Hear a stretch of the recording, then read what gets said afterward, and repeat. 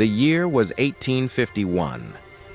The Oatman family, consisting of a father, a pregnant mother, and 7 children, was traveling across the brutal Arizona desert.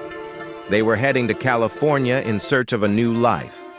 But at the final outpost, they received a terrifying warning. Do not cross the desert alone. The Apaches are hunting. Royce Oatman, the stubborn father, looked at his exhausted family and dwindling food supplies. He made a fatal calculation. Believing they could outrun the danger, he ignored the warnings and pushed his wagon forward into the desolate wasteland. As the wheels churned through the sand, silence swallowed them. They were now completely alone in one of the most dangerous territories on Earth, and eyes were watching them from the hills. For 6 days, they traveled through the scorching heat. The oxen were dying of exhaustion, forcing the family to throw their heavy furniture off the wagon to lighten the load.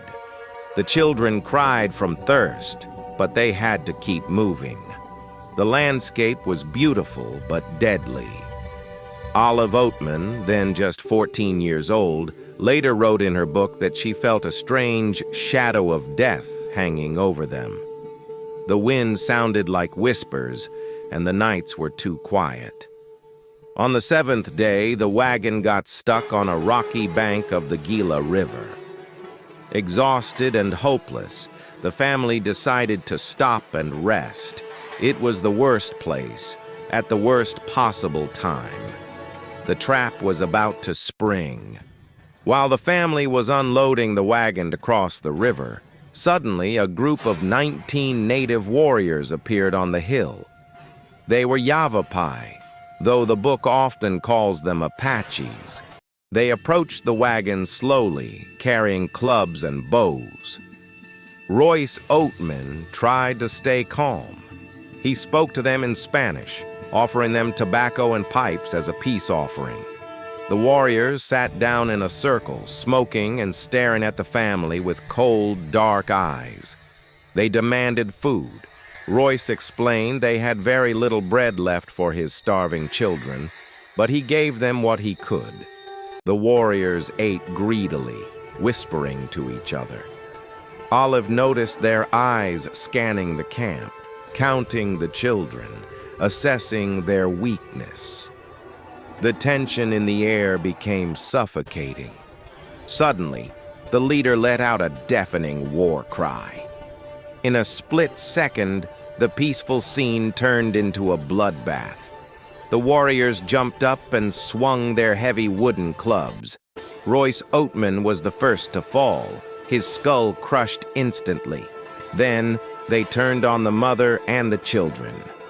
Olive watched in paralyzed horror as her family was slaughtered one by one.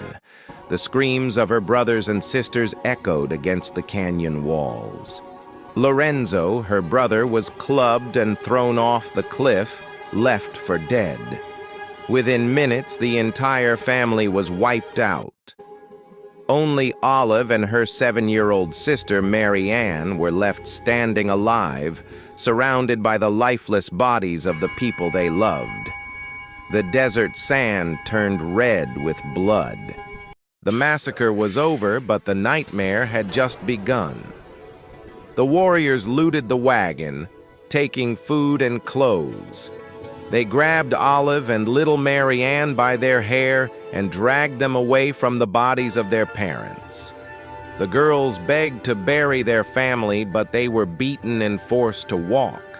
They took the shoes off the girls' feet, forcing them to walk barefoot over sharp rocks and thorny cactus. As they were marched into the dark wilderness, Olive looked back one last time at the smoking ruins of their wagon. They were now captives of a brutal tribe, heading into the unknown. Behind them, Lorenzo, who was barely alive, woke up in the darkness to find his entire world destroyed.